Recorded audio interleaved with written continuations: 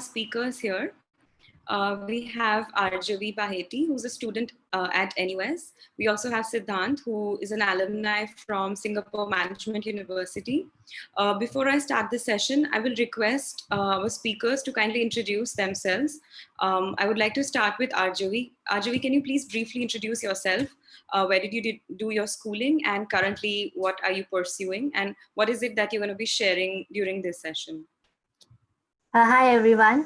First of all, thanks, Prachi, for having me here today. So I'm RGV, and I'm a year 2 computer science student at the National University of Singapore. I first came to Singapore in December 2013 as an A-Star India Youth Scholarship. So I'll be sharing more about the whole scholarship process and what the scholarship is all about during this webinar. And I'll also be sharing what are the interesting things happening in the lives of NUS students, and how it really helps in your job searching process and your university life in general. Okay, great. Thank you for sharing that. So for all the attendees here, Arjavi first went to Singapore as an A-star scholar, as she mentioned, and today she'll be sharing more about her journey as an A-star scholar, and also her journey at NUS studying computer science. Can I request Siddhant to please introduce himself, and what did he study at SMU, and what is it that he'll be sharing during this session with all of our attendees? Hey, hi Prachi. Thanks so much for inviting me. And it's actually a very good platform because a lot of people keep asking questions. There are a lot of students, potential students, and parents who keep asking questions about different opportunities. So my name is Siddhant to everyone, and I studied masters in fintech and analytics at SMU. And today I'm going to talk about how my experience has been, and apart from that I'd also like to discuss different job opportunities in Singapore, and how SMU helped me throughout the process. Thank you so much. Yes, I'm sure you must be receiving a lot of questions regarding why should we choose Singapore, which university, which course, and also the internship process, job search process. And I would say I was also one of those people who actually approached you and asked you a lot about Singapore and the education there. So thank you for that. Before I begin this session, I'll just wait for a few minutes for my third speaker, that is Umang. He'll be joining us soon.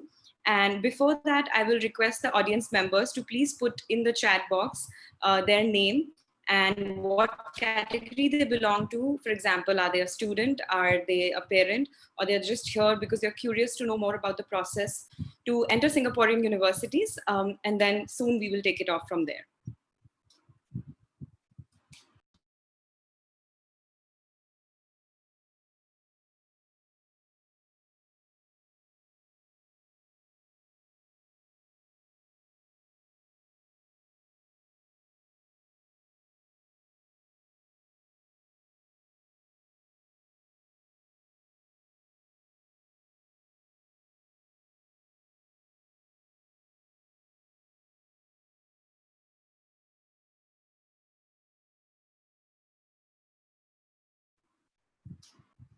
I hope my screen is visible to everyone and I'm clear and audible.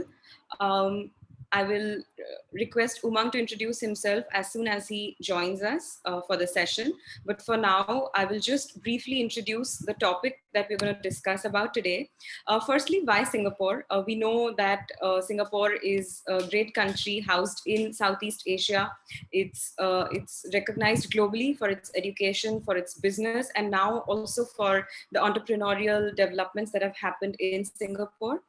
So we'll be discussing that why Singapore is a preferred destination, specifically for Indian students. We will also talk about the application process and what are the components that one has to look at when he or she is applying for the undergraduate program. And also for the process of application in the master's courses, as we have Siddhant, who pursued his master's in SMU. We will soon have Umang also, who has pursued his master's from NUS, and myself, because I have also studied at NTU, which is another university in Singapore.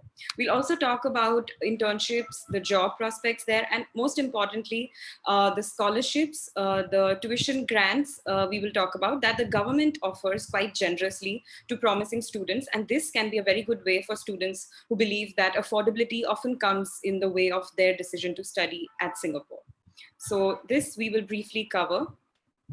And we will talk about top universities. What do they look at? For example, what does National University of Singapore, Singapore Management University, and Nanyang Technological University look at during the application process? And with the help of our speakers, we will also be able to get a lot of advice and suggestions to all the aspirants, specifically students who are looking to study in Singapore, and also to parents who want Singapore as a preferred choice for their student.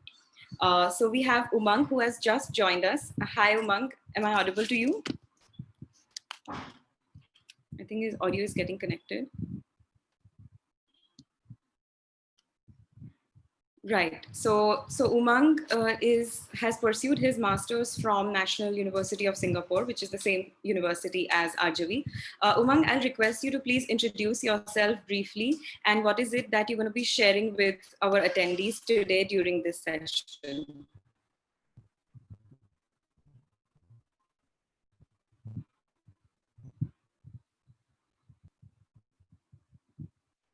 Umang, can you unmute yourself? I think you're on mute. We can't hear you.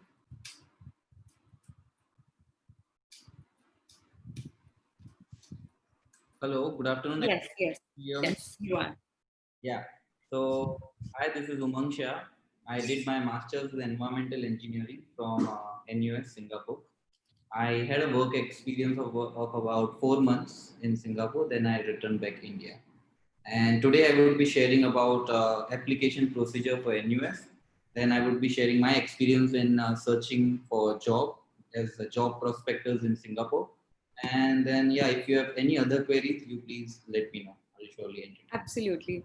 Thank you for introducing yourself. So to all our attendees, we're going to be sharing a lot of tips and insights and suggestions. And later, if you have a specific query to any of the speakers here, please feel free to write to us at goals@myedugoals.com. And we'll be more than happy to connect you to them, and they can help you on a time that is convenient and suitable to them. Right, so we will begin with our session. Before I ask specific questions to the speaker and they can share their own insights, I would just like to give a brief overview of why Singapore is such a talked about destination for education, for business, etc. So firstly, it's a leading education and business hub, not only in Asia, but also in the world, right? And it also has many highly ranked universities, NUS, NTU being QS ranked 11 globally in the 2020 ranking. The government also offers tuition grant scheme, which is a very good opportunity for students who have financial difficulties, but still are meritorious and would like to pursue their education in Singapore. It is also a very multicultural society, but at the same time, it's a very safe country. So for all the parents who feel that they feel a little uncomfortable sending a young child miles away for undergraduate studies, I think Singapore is a very good option that gives you the best education system, the best external opportunity in terms of internships, growing your profile, etc. So we'll just explore more on how that is done and what are the universities that one can look at. So I will start with my first question that I would like to discuss. So this is specifically for Arjavi. As you mentioned that you went to Singapore when you were in grade 8 or 9 as part of a scholarship called A-Star Scholarship. So can you just shed a little more light on what exactly this scholarship is? And to all the young students who have joined us and the parents who have joined us today, what suggestions or tips would you give them so that they can also prepare and probably see themselves as you know, how you have had such a great schooling in Singapore and now you are in a top university in Singapore. So yeah, Arjavi, you can start.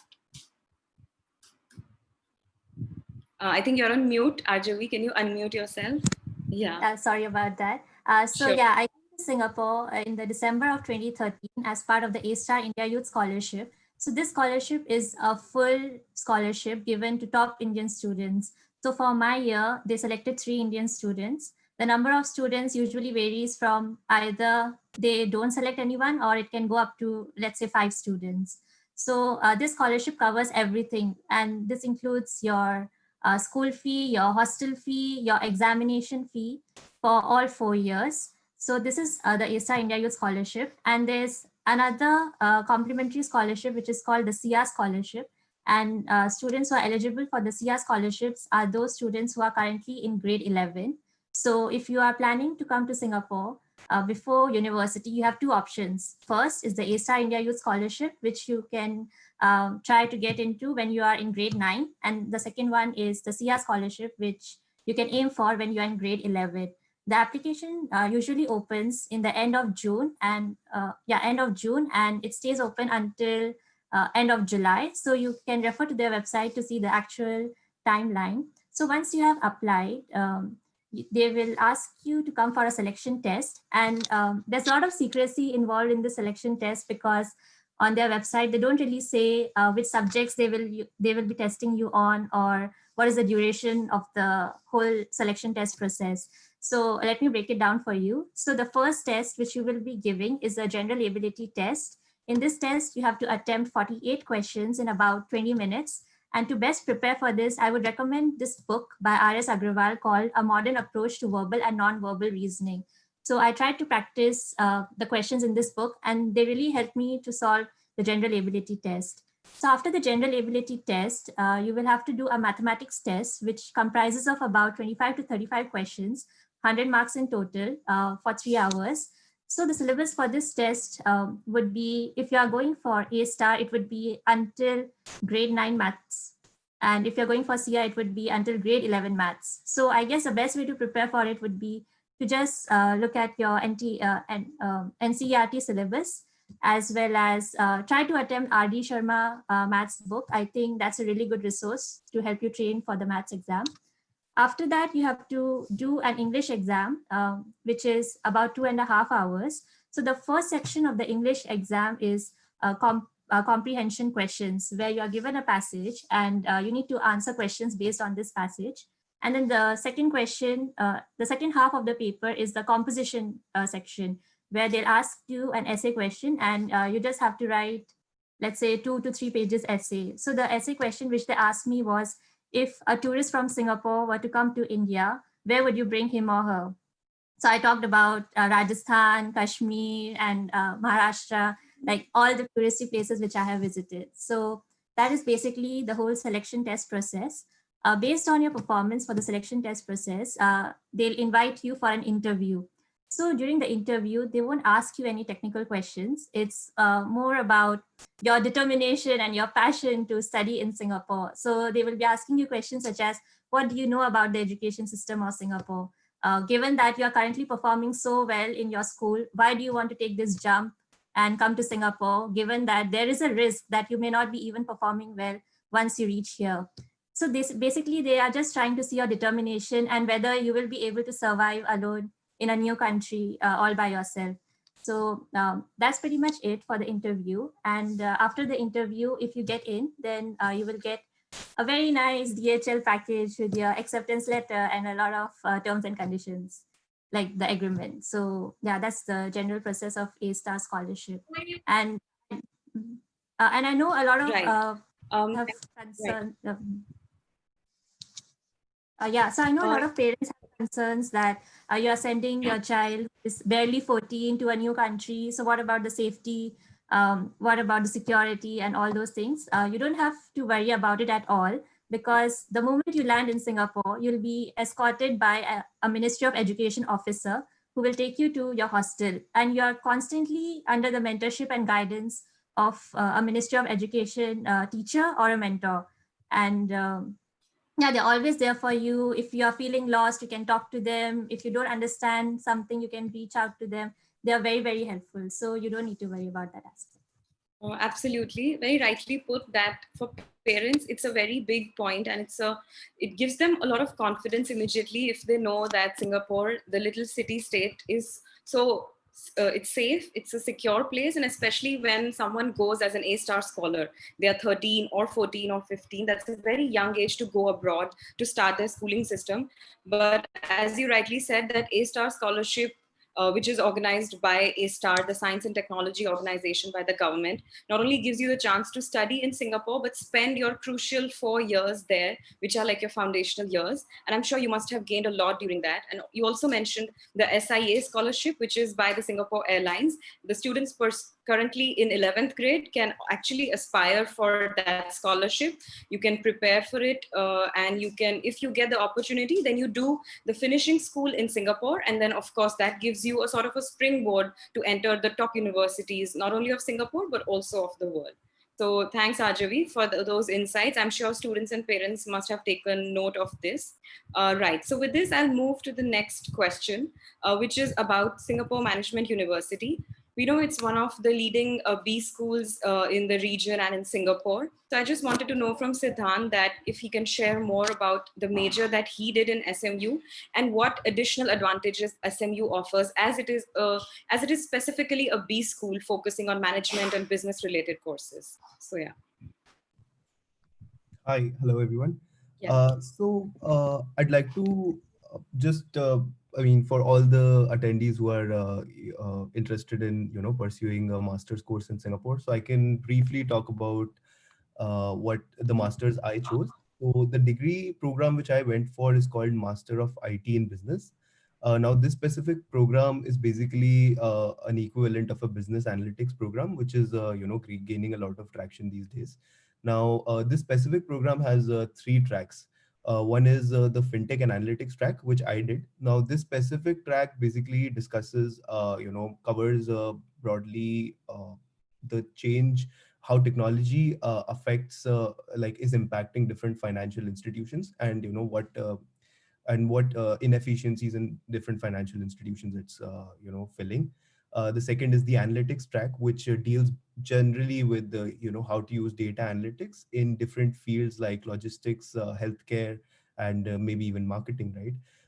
And then there's a specialized track, which is the AI track. Now, this specific track is specifically aimed for programmers and computer science engineers who have a very good background in programming, have already a strong. This is much more technical track, and it is very focused for people who want to pursue, uh, you know, uh, education in new and upcoming technologies like AI, ML, and deep learning. So these are the three tracks in the program which I chose. But apart from that, as Prachi mentioned, it's a specialized school, right? So most of the master's programs are very specialized. So we have different schools in SMU. One is the School of Business. So under School of Business, we have a couple of programs. One is like starting from the plain vanilla, which is an MIM program, which is the Masters in Management. Now, this program is a general program wherein you can choose a lot of different courses. However, then all the way to the like exotic courses, we have Masters in Quantitative Finance as well as Masters in Wealth Management. Now, these are much more specific and specific programs to the liking of each and every individual. I mean, if you have specific goals, then you choose those niche programs. And similarly, I mean, there are a couple of niche courses in School of Accountancy as well, which talk about data analytics, use of data analytics in accountancy. So data analytics is basically the new and upcoming, buzzword thing. And I think even I sort of was chasing that while going for this master's. Uh, yep. So I think that's about that. Absolutely. So yes, as it's a specialized school, it focuses on like your course specifically focused on a lot of up and coming technologies, and hence you got the exposure to fintech related AI, ML, blockchain, etc. So I think all those looking for such courses, the new age courses, the skills that are of the present and of the future, SMU offers a great array of courses for people who want such skill set and want to work in such a space, or be have their own business or a startup in future. Talking about specialized school, there's one more specialized university in Singapore, which is called Yale NUS. It is brought together by Yale University from the United States of America and NUS from Singapore, and it offers some brilliant courses for undergraduate students who are interested to pursue liberal arts. It's one of the top ranked universities, again, in the world, with a solid curriculum for those who are interested in specifically liberal arts subjects, and offers a 4-year degree program for that. So if you have more questions on that, you can always feel free to email us. We'll be happy to share our insights on that. Right. So with that, I'll move to the next question. We'll be talking a little more about National University of Singapore. So we have Umang who did his master's from NUS. So Umang, can you share about your application process for your master's at NUS and your overall experience at NUS, so people get a good insight about what the university is like, what is the life like there? Yeah, hi, sure. Prachi, I will briefly tell you about the application procedure for NUS. To quick Yeah. start with, I will say there are six things required for application for masters in NUS, and overall for eligibility criteria, the six things are very essential. According to me, I'm going priority wise. The statistics CGPA, your bachelor's CGPA, like I did my master's, so your bachelor's CGPA is important. Then your CV, we have SOP, GRE scores, TOEFL scores, and your LOR. So this six things makes your overall profile as an holistic point of view. You have an two round of interviews are there, like not interviews, two rounds of shortlisting Right. candidates are there.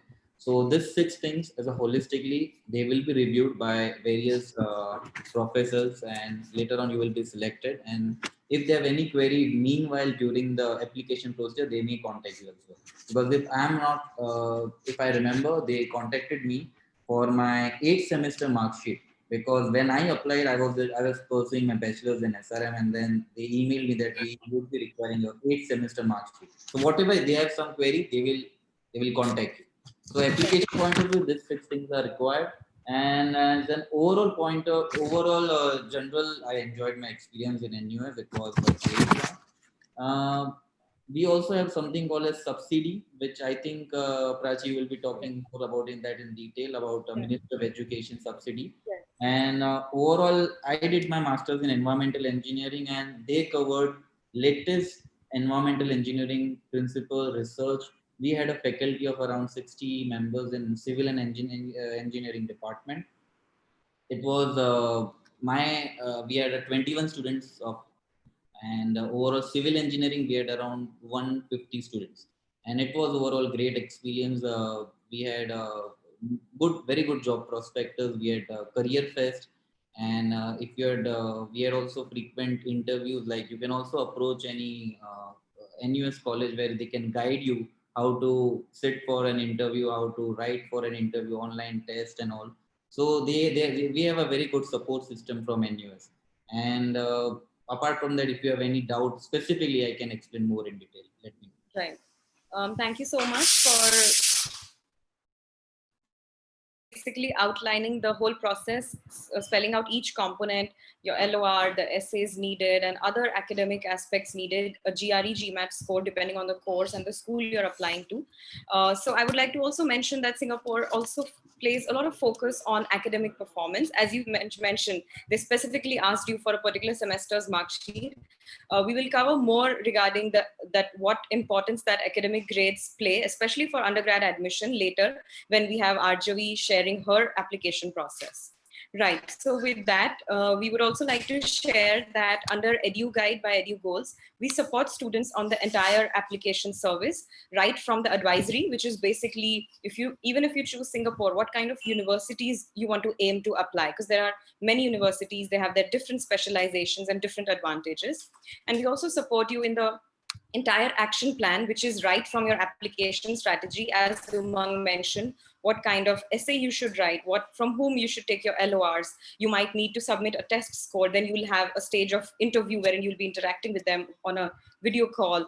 Then once you get the result, guiding you for the visa, guiding you for the educational loan, Forex, etc. So all this is covered under Edu Guide, which is a service brought to you by Edu Goals. So any queries on this and how can we support you to apply to your dream university in Singapore or elsewhere, do write to us at goals@myedugoals.com. So this brings me to another crucial part of this webinar today, which is talking about the application process for undergraduate studies at NUS, specifically because we have Arjavi, who finished her 11th and 12th grade in Singapore, and then she's right now pursuing her undergraduate studies at NUS. So Arjavi, can you explain that what was the process like? What were the different components that play a very important role, so that the students and parents who are attending our webinar can get a very good idea that what should they do during their 11th and 12th grade if they are looking to have an admission in NUS or NTU or any other top school in Singapore. Yeah. Sure. So, NUS School of Computing are looking for students who are, there are three things which they are looking for. So, the first thing is they want students to be inquisitive.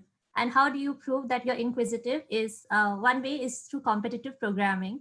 So, if you have decided that computer science is your life and computing is what you want to pursue, then I would really encourage you to start solving competitive programming questions. So if you want to kickstart, you can start reading up on data structures and algorithms. And there are a lot of online platforms which can help you pick up your skills. So some of them are Lead Code, Code Chef, etc. So that would be a really great start. And don't just learn competitive programming. If you get the chance, also participate in the National Olympiad for Informatics, because NUS Computing really values your results in that particular Olympiad. So if you perform well, then you can like like the Indian government would choose and ask you to represent India at the international level, International Olympiad of Informatics. So if you do get to participate at the International Olympiad of Informatics, that's a really, really great start. Most likely you will get an offer letter from NUS immediately, but if not, that's fine as well. I know that competitive programming is very tough and not everybody has a knack for it. If that's not for you, then there's a second thing they're looking for, which is they want their students to be innovators. So how do you show that you are innovating? So one way would be to, let's say you identify a problem which you face every day in your life, and maybe you develop an app or a web application to solve that problem. Or let's say you have identified an underprivileged society and you want to help them through tech. So start building something, and in your application, do mention what you have been working on and how it shows that you're not just any regular student, but actually you are an innovator. And besides being inquisitive and being an innovator, they also want you to be specialist. Okay, so being a specialist is something which you will learn after you join NUS. So maybe in your statement of purpose, you can highlight which particular specialization you want to specialize in. So uh, NUS School of Computing actually offers 5 different courses. So that's a surprise for a lot of people. So the 5 different courses are computer science, computer engineering, information systems, information security, and business analytics. I know it's a lot to digest. So maybe I can share an analogy so you can better understand how these different 5 majors come into play. So let's say you are the CEO of a company and you realize that your business is not doing well. So what will be the first step? The first step would be that you go to a business analyst and ask him or her to analyze all the data which your company has gathered and come with insights and come with suggestions on how you can possibly target, let's say, a new customer base, or why is the current customer base not interacting with your product as much as your company expected them to. So that would be the role of a business analyst, and you'll be gaining these skills if you join the business analyst course at School of Computing. Now, okay, so now you have these insights. So what's the next step? The next step would be to possibly have a discussion with an information systems graduate to come up with like a game plan. So how should you organize your company's system and architecture so that you can, let's say, incorporate a new feature. So that would be something which you learn if you join information systems course. So now you have your game plan, but how are you going to implement it? So the implementation would be done by computer science students, computer engineering students, and information security students. So computer science students would generally be specializing in things like software development, software engineering, artificial intelligence, game development, algorithms, etc. Computer engineers would be looking at how software and hardware comes into play together, and how do you bring them together to solve a problem. So some of the use cases of computer engineering would be, let's say, Internet of Things and robotics. And lastly, you want to make sure that everything is secure. So the security would be done by an information security graduate to make sure that your whole system is secure. Okay, so now that you have a general idea of what are the 5 different track routes at the NUS School of Computing, you have to decide which one you want to pursue. Don't be so overwhelmed, and don't be so overwhelmed by the fact that, oh, what if I choose computer science, but along the way I realize that it's too technical for me. Or let's say I choose information systems and I realize it's too general for me and I want to be more technically challenged. You don't have to worry about it because NUS computing does allow you to transfer within the department Right. itself. So the transfer is never an issue. So that's one good thing about SOC. So, okay, now you have decided which major you want to major in. So the next obvious thing is application. So Right. personally for me, my track was a bit different, but if you're coming from India, then basically you have to first give in your personal particulars, the general stuff. After that, you have to submit your transcripts. And it would be very good if you have taken part in any Olympiads. So do mention how you did for those Olympiads in your application. Besides that, like as I mentioned before, School of Computing wants you to be inquisitive and innovator. So in your statement of purpose, do highlight what you have been doing specific to computing. One common question is, do you need to take SAT, TOEFL, ACT? The answer is no, it's not required. But if you are preparing for an application to the US and you have already taken these exams, so I would suggest just submit those scores. And one interesting thing I realized when I was looking at the admissions website is that if you have already taken the IIT and AIEEE exam and you do have a rank, so do mention this rank in your application as well, because they do give a lot of weightage on how you performed for Indian competitive exams. So after you have submitted your application and everything, then the next question which comes is the finances. So NUS is pretty generous, like Singapore in general is pretty generous when it comes to scholarships and tuition grants.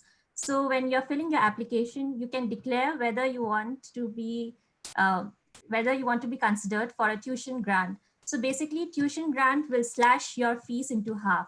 So let's say a student who is not on tuition grant would be paying around 20 lakh rupees per year. But if you're on tuition grant, you'll be paying around 10 lakh rupees per year. And if your application is exceptional, they will also automatically consider you for a scholarship. So the scholarship Indian students are considered for is the A-star India, sorry, not A-star, is a science and tech scholarship offered by NUS. But this scholarship, even though it covers everything, all your expenses, all your tuition fee, they even give you an allowance. But the catch is that you will be bonded to a Singapore-based company for 6 years. So if you're ready to make that commitment, then do take the scholarship. Let's say you don't want to commit for 6 years, but you're okay with committing for 3 years, then I would suggest that you can opt for a tuition grant. If you want to keep all your options open and don't want to be bonded by something, then and you have the financial means, then I would suggest not to go for the scholarship or the tuition grant. Yeah. Right. Thank you for sharing that. As a lot of people have this question regarding the bond, that how does that exactly work? What impact does it have on the tuition fee? And yes, if you choose to work in a Singapore-based company for 6 years, that's one option. But as Arjavi mentioned, if you think 6 years is a little too long, then you also have an option to undertake a bond for 3 years, wherein you can work for a Singapore-based company for 3 years, which is actually a very good idea considering you are just out of your course, be it undergrad or masters, and then you get an opportunity to work in a Singapore-based company to use your skills actually and build your CV further. Right. So thank you for bringing that out. And also another mention that if already you have taken an SAT or an ACT exam, it's good to mention, it's good to add to your application. But if you're from an Indian state board and you thinking to study abroad and apply for Singapore, it may, in a lot of universities, it may be a compulsory requirement that you will have to take the general SAT and some SAT subject tests also. So yes, that was one important point that Ajavi brought out regarding SAT and ACT exams. So with this, I'll move on to the next question. I'd like to ask Siddhant regarding what was SMU's, what was your experience with regards to finding an internship, going to career fairs, considering a lot of Indian companies are in Singapore, a lot of global companies have their Asia Pacific headquarters in Singapore. Now, Singapore also has a very vibrant entrepreneurial ecosystem. So can you just briefly give an overview of this space in Singapore and what can students expect when they are studying or after graduate from any university in Singapore with regards to internships and jobs? Right. Yes. Definitely with the in terms of internships and career fairs, right? SMU is very proactive. They regularly call different employers, and I mean even the very famous ones and even the lesser known ones. So all kinds. So I had a very good opportunity to basically attend a lot of sessions there, and learn from the employers themselves that what exactly are they looking for in a candidate, in a prospective candidate. And even from the more famous ones, you exactly get to sort of pinpoint on the specific role you are looking for, and then they dive much deeper into exactly what specific role that is. And then you can separately interact with them about it as well. But apart from that, just definitely these regular visits from employers is very helpful. But apart from that, there are career fairs wherein there are a lot of companies which come here, and you can go to each of them and learn about them, just as a general learning experience. It's good to know what exactly they do, what specific industry they are in. And apart from that, I mean, as a part of my course, I had the chance to visit the Singapore FinTech Festival. So now Singapore, as you mentioned, right, it is turning into a very Asia's biggest fintech Oh, hubs. So yes. I think even in 2018 they raised I think the most amount of funding anywhere in the world in terms of fintech companies. So yeah, so the Singapore FinTech Festival was a great learning resource for me as well. I mean, I spent close to 4 or 5 hours there at the festival, and there were about 200 startups and traditional financial institutions, and each of them are trying to basically change the landscape, change the financial landscape as we know it. So it was very good to reach out to a lot of companies there, learn what exactly they do. And actually that is where I met I mean the company where I'm working for currently. I met them at Singapore FinTech Festival, and that's how I got to know about them. And then separately I reached out to about 10 or 15 companies from there. And that is how I actually found my first internship. Right. Great. Sure. So it's quite interesting that how Singapore, more than just being a business hub, is now also an entrepreneurial hub, as you mentioned, with so many fintech startups doing so well, providing so many employment opportunities to international students also. So I think one of the key aspects that students should remember is that to make the most out of all the opportunities that the particular university has to offer, and also Singapore as a country has to offer in general, considering there are so many events of international repute, there are so many career fairs. So these are the ways through which you can look for an internship while you're studying, and also look for a job which you can join post completing your studies. Which brings me to my next question, which is for Umang, as he has a brief job experience in Singapore. So while his studies at NUS, I'm sure he must have had a lot of experience of doing the job search. So Umang, can you just walk us through that process, and then what was the working culture and your experience like while you were working there? Yeah, sure, Prachi. So while in Singapore, while studying in my master's in NUS, I did my job searching using six different things. These are LinkedIn, Career Fest, Departmental Career Fest, then senior who are basically working from some companies, and then connections. So this six things and are very important. And out of which I think even Siddhant explained, we have lot many career fairs happening in Singapore, and Absolutely. specifically, NUS conducts two major annual career fest each year. And also we have departmental career fest, like each department is organizing separate career fest for their students. And that is very limited for limited students and limited companies, but that is again very important. And again, senior connections always they get you help you get in good job. So overall, we also have one more thing known as career counseling centers in NUS as well as in SMU, I'm sure. So we have they teach you how to make resume, how to express yourself in the interviews, and they teach you how to get a good job. And I will also briefly explain you about the start employment pass. Like once you're studying in Singapore, you get student pass. So you're allowed, you can also work while you are studying, and you can work maximum of 16 hours a week. I'm sure, I think that has not changed. And we get some minimum Yes. stipend amount per hour. And this is the limit set by the Singapore government for working students. And you can work on the same student pass. Apart from that, in the vacation, like in the summer break, you can also extend your this working hours.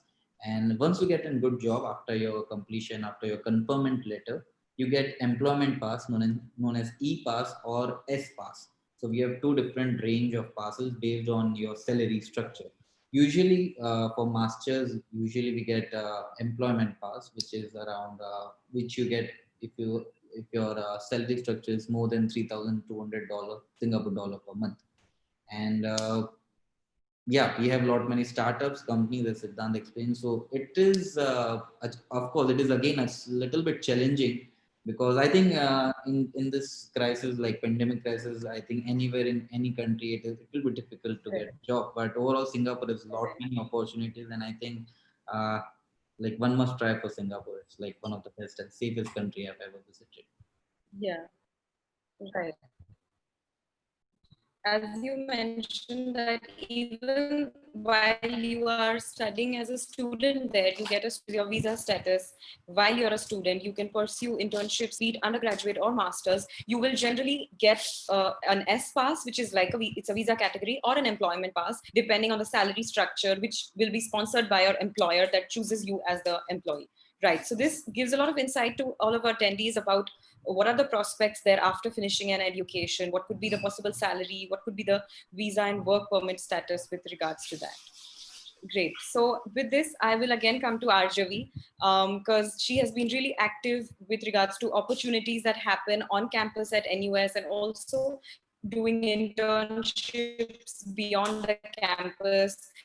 Personally, I have seen her very active in Google Developer Circle also, because during my time in Singapore, all these events used to happen very regularly, and I think it's extremely amazing that she took advantage of all of this. And I think now she'll be sharing a little more regarding what all opportunities that she has gotten like on campus at NUS, and what other internships and activities that she has participated in as a student. You can unmute yourself, Arjun. Yeah. Yeah, Thanks. thanks. Yeah, so last year, which was end of my year one, I participated in the NUS Overseas College program. So basically, this is an entrepreneurship program which allows students to get an internship at in a different country. It can be a country in the Southeast Asia region or far in the West. And you also get to take entrepreneurship module. So the country which I chose was Indonesia. So I got to intern at a very fast-paced e-commerce fashion startup called Tinkerlust in Jakarta. And this is unlike your regular internship programs, because the aim of this program is for you to realize whether entrepreneurship is for you.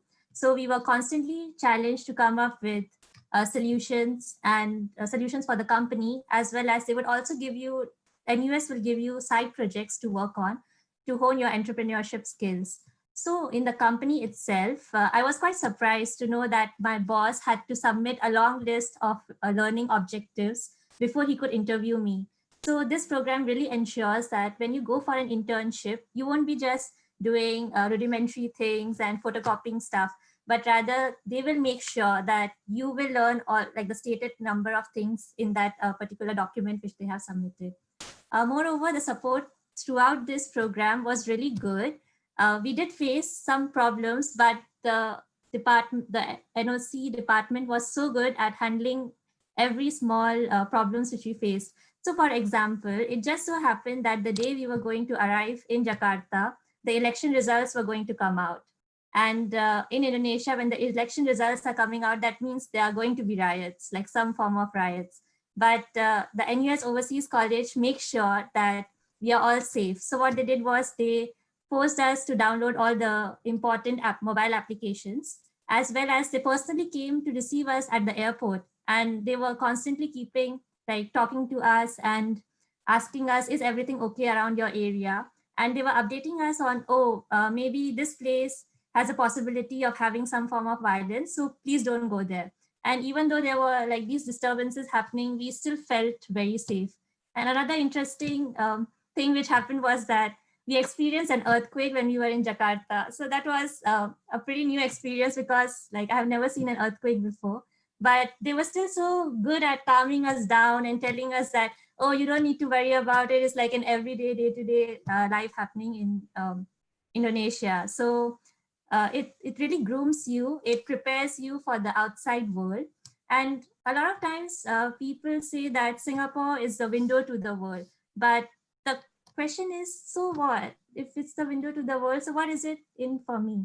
So there's one interesting thing. So for now, we are always targeting the Silicon Valley, that the jobs are in Silicon Valley, the market is in the Silicon Valley. But one thing which we fail to understand is that the next billion users will be coming from Asia, and our spending habits and our likes, our dislikes, our culture is completely different from the West. So in order to survive in the foreseeable future and develop products for the future, we really need to understand the cultural sensitivities of this area and the products which people in this area will use. So entrepreneurship programs by NUS really allows you to understand the Asia market. Moreover, you can also go for exchange programs, and this entrepreneurship program can also bring you to, let's say, Silicon Valley, Toronto, Stockholm, Munich, Israel, etc. So you have, so when you come to Singapore, you get this whole package. You get the knowledge of the West, but you also understand how it's like to actually work in the Asian context. So I think the opportunities at NUS really help you in this aspect. And besides the NUS Overseas College, I actually joined the Bharatnatyam dance group in Singapore at NUS. So before coming to NUS, I had no knowledge of Bharatnatyam. And I'll be honest, I actually thought that like watching a Bharatnatyam performance is boring. But when I joined the dance group, it was such an eye opener, and they were so open to beginners. And the teacher who is teaching us Bharatnatyam is actually one of the best teachers in Singapore. And she's actually the Cultural Medallion recipient, which is Singapore's highest arts award. So you are really learning from the best. It's not just the course you are pursuing, but also when it comes to CC activities, NUS and Singapore in general ensures that you have access to the best. So yeah, I'm really grateful for all these opportunities. Absolutely. I think while you were sharing your experiences that you had abroad with regards to your internship, and also how they took care of you and what all you've learned in Singapore, I think this brings up the fact that Singapore is truly a very multicultural and diverse society, yet it's very accepting and embracing of all cultures, like how you learned an Indian dance from so far away from India. And also you got an opportunity to explore another Southeast Asian country, which is Indonesia. So I think with regards to opportunities on campus and beyond the campus, there are exchange programs that can take you abroad. There are internships abroad, like outside of Singapore, can pursue, be it performing arts, fine arts, sporting events, etc. So I think this must have really given a very excitable feeling to the students who are looking at Singapore or looking to study abroad in general, that what all do they have in store for themselves. Great. So this brings me to my conclusive question for the session. This is a general and open-ended question. I would like all the three speakers to one by one share that what would be the two key points that they would say to all of our attendees today. It could be a personal experience that you've had, it could be why you chose Singapore, or general suggestion or tip those who will be applying for an undergraduate program in Singapore or even a master's program in Singapore. I'd like to start with Siddhant, followed by Umang, and then followed by Arjavi. So yeah. So I mean, in addition, actually RJV actually covered it really well, and thanks for the great experiences Yeah. there. So apart from that, I mean, even though Singapore is a very multicultural society, right? The transition, like I mean, this that was actually the first time I was, studying outside. So the transition to Singapore was, surprisingly smooth because of the strong Indian community there. And that's one key point, even for I mean, most Indians, I think it should be very smooth transition to the place. You find all the food normally you eat here, and everything is, it feels the same more or less, right?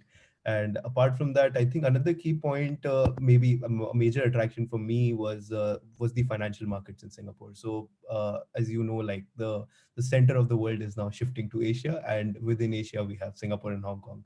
And I mean, given the very latest news events that Hong Kong's autonomy is under question, I think we have Singapore is a very good destination. It is like one of the good autonomous players. I mean, countries still out there. So I think it's a really it was a great experience for me overall. Great. I think so. Yeah, your key takeaways were like similar to what I think all of us will also have in common. Like the cultural assimilation, amalgamation is extremely easy and smooth. The transition from, say, when you're in India versus when you're in Singapore, it's not that much of a culture shock or a very difficult distance that you have to bridge. Rather, because of the nature of how the Singaporean society is, the socio-cultural aspects there, it makes it even more interesting and exciting to be part of Singapore, because there's a good community of Indians. The food is not a big issue. And I think another fact that how the epicenter of a lot of entrepreneurship related and finance related activities is shifting to Singapore. So I think it's a great time for all those who are looking at courses in finance or jobs in finance, or even addressing startups and entrepreneurial businesses in fintech and finance in general.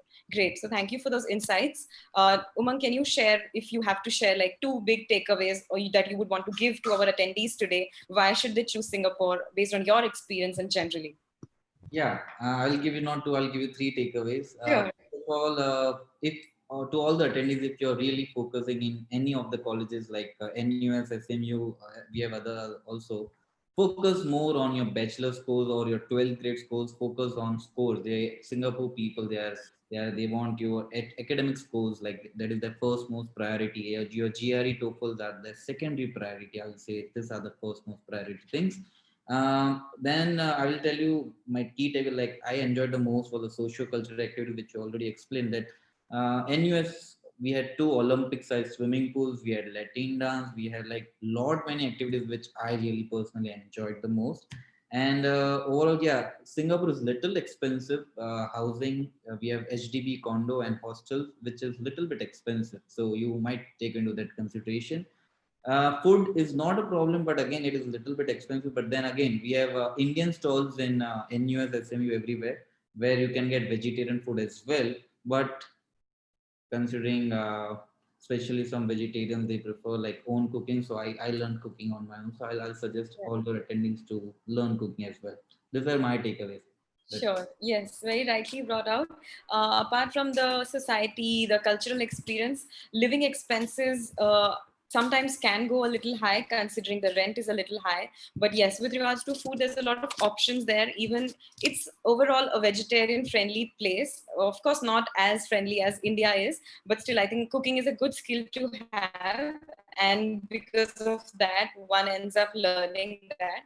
So even from my personal experience, because I studied in Nanyang Technological University, which is NTU, the assimilation into the Singaporean environment was quite good.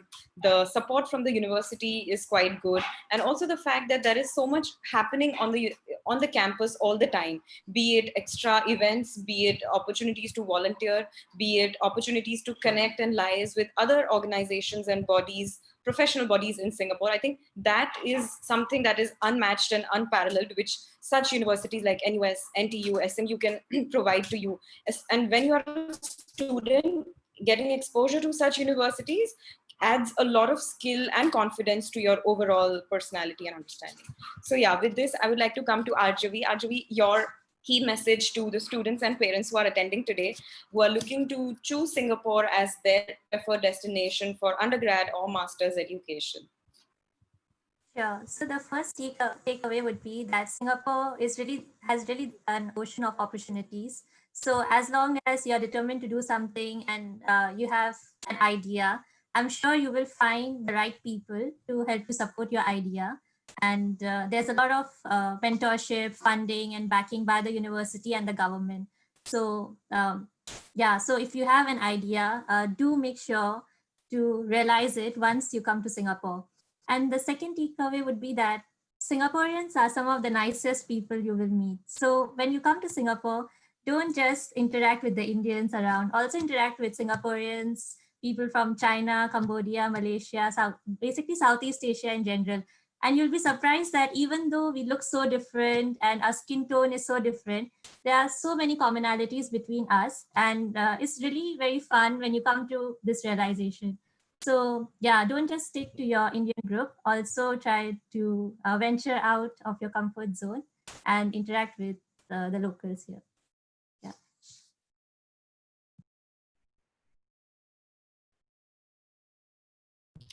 Right. Thank you for sharing that. And I think no better person. Thank you for sharing that. And no, you're now experiencing your undergraduate studies. So yes, when a student goes to Singapore, make sure you make the most of it. And I think you will get what you're looking for with regards to what you want from your degree, an internship, or even a dream job in Singapore. We have a question from one of our attendees. I would like to ask this to Siddhant. The question is, if the student has a good profile, good academics, like good extracurricular activities, etc., do you think a 7 CGPA would be a good idea? Like, would it make it to the mark? What would you have to say on it based on your experience? Sorry, for which program is it? Can I? For a general management program at SMU, considering how important academics are, so do you think, what do you have to say about this if the score is at 7? Right. So actually, I mean, I know a couple of friends are from, from MIM. However, I think slowly and steadily, I mean, they are getting more and more, choosy in what they selective and what they basically in terms of scores. However, I think as Umang mentioned, right, an overall holistic profile as well as a good, I mean, good experience overall. You can definitely make it. So they are not just looking for a 7 CGPA. So I mean, they're not just looking for at your scores. They're looking at a lot more. So it's definitely possible. Yes, it is. It is a possibility. Yeah. Right, absolutely. Performance or grades, it can definitely be bridged by highlighting yourself in a much better way when you write your statement of purpose or any other additional essays that your application requires you to do, because there you can express yourself more qualitatively, because your marks or your grades or your GPA just puts you in one number, the quantitative number. But if you have an opportunity to express yourself in, say, 500 to 1,000 words, then I think you should make most of, right, brings out more skills and capabilities that you have to offer. So Siddhant, I hope this question answer. And for more questions, if you have any NTU, NUS, Yale NUS, please you feel free to write to us at goals@myedugoals.com, and we'll take your questions and queries from there. Even if you feel you want to connect to one of our speakers who have shared such amazing insights, do write to us. We will put you in touch with them and they'll be more than happy to guide you with regards to your questions regarding education in Singapore. So with this, I come to the end of the EDUSeries 8. Thank you to Arjavi, Umang, and Siddhant for joining in and sharing your insights, your experiences, and some general tips with the students and parents today.